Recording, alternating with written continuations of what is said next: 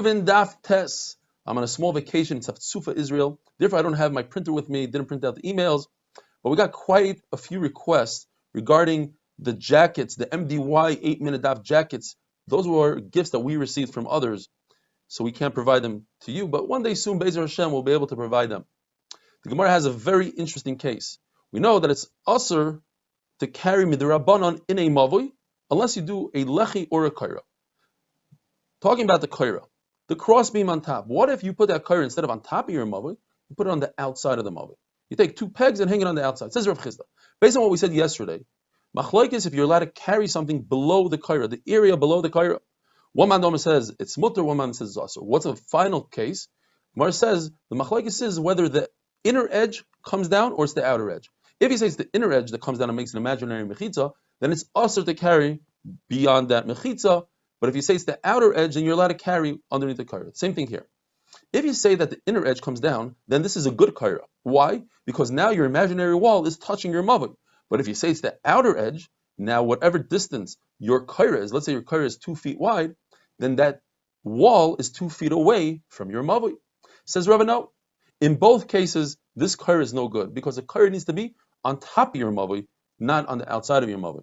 Now, Rav is going to have to explain when the Brisa says, what if you have a kaira that's mashuch, or a case where it's tali? Tali means it's like a T. It's standing on a beam but doesn't touch either ends of the mavoi. Mashuch would mean l'chayra outside of the mavoi. Rav is going to have to explain, no, both cases we're talking about, they're inside the mavoi.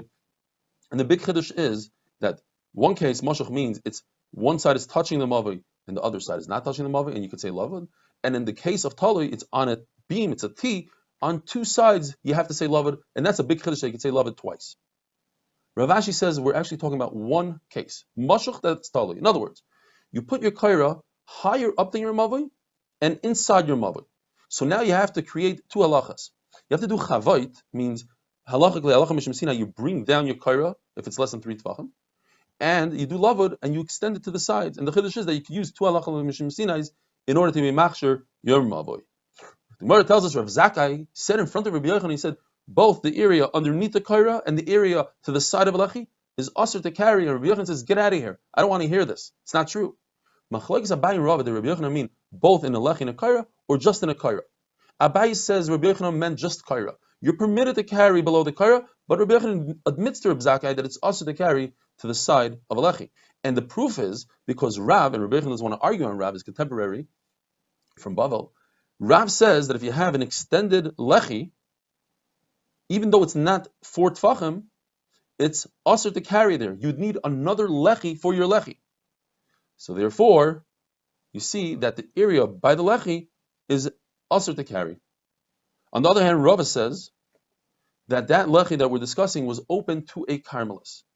And since the area by the lechi is considered almost a carmelis, so if it joins up, if it's touching an outside carmelis, we would say matzah minas minai. This almost carmelis turns into a carmelis, and therefore would be asur for you to carry here midrabanan. Whereas if the outside area is a Rosh Hashanah, there's a real street going by, then you have an almost carmelis touching a Rosh Hashanah, nothing would happen to that carmelis. Rava says the Rabbi Yochanan argues on both. You're allowed to carry underneath the kaira, you're allowed to carry to the side of a lechi. And the raya is because Rabbi Yochanan holds that you're allowed to readjust your knapsack on a beam that's in the middle of Rosh Hashanah. That area is a makom ptur.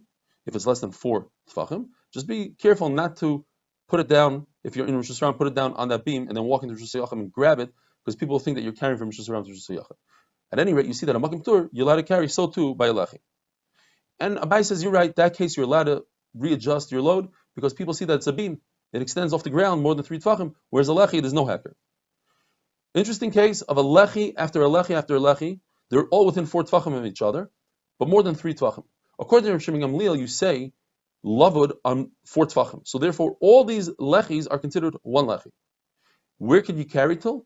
Up until the inner edge, the edge closest to the people inside the mavoi, not the outer edge closest to the Rosh Hashanah. According to Chachamim, you don't say lavud on something that's more lavud on something that's more than 3 tfachim. So therefore, the only lechi we have here is the one closest to the Rosh Hashanah. Once again, the edge closest to inside the mavoi is the edge that you can carry till. Now, so you see from here that the area between the lechi, in the lechi itself, you cannot carry. Once again, Rav is going to say that this is talking about a case where these lechis are going into a karmelis, and therefore that area is considered a karmelis because matzah min as minoi. Rav Ashi explains that all these lechis create daled amos, and daled amos is considered its own mavoi. And therefore, when you're in your own mavoi, you need another lechi to be materit. According to Rabbanan, where there's no lavud, so you don't need another lechi to be materit, it's not its own mavoi. Rabbi Shimon Gamliel says you cannot use this lechi. Why? A lechi that can be seen from the outside. It juts out slightly to the Rosh Hashanah. People can see it, but when you're standing in the mavoi, you don't see it. And therefore, according to Rabbi Yochanan, we say that this is the whole sugi is going according to Rabbi Yochanan. Rabbi Yochanan holds that a lechi that you cannot notice from inside the mavoi, only from the outside, is not a proper lechi. So now we go into the sugya. Nira mebifnim v'shava b'chutz. In other words, I could tell that it's a lechi from standing inside the mavoi, but when I look at it from the Rosh Hashanah from the side, you don't notice. That's a perfect lechi. The reverse, if you cannot see it when you're standing inside the mavoi, but you could see it when you're standing on the outside, Reb Chia and Reb Shimon Berebi have a machlokes, and the Gemara is not sure who says what, but perhaps we could prove that Reb Chia is the one that says that it's asur. Why? Because Reb Chia brought a brisa, and Reb Chia was very into brises, but he wouldn't say a contemporary brisa if he didn't hold of it. And he says that if you have a wall that juts inwards, part of the brick goes inwards, as you see in the picture, and that is nira mibachutz, but it's shava mibifnim, it's considered a good lechi. That's exactly our case. So therefore, you see that Reb Chia holds that it is a good lechi. Rabbi Yochanan, although he heard this brisa, but the fact is he never mentioned this brisa, that means he's mechulik on the brisa. Rabba bar Rav Huna asked a big kash on himself. How could you say that nira mibachutz is a good lechi? What about a case where you have a small chutzner that opens up into a large chutzner? Those walls that are right in pink, that are right there, that go into the large chutzner, those are actually lechis. But you cannot see it from the small chutzner. Yet the halacha is that if you're standing in the small chutzner, you cannot carry. You don't have a lechi. But I thought we just said that a lechi that you don't notice, you could carry in. This is a great raya that you cannot use such a lechi. So the Gemara says, well, perhaps the pshat is that the wall continues forwards. And you cannot say lavud. Why?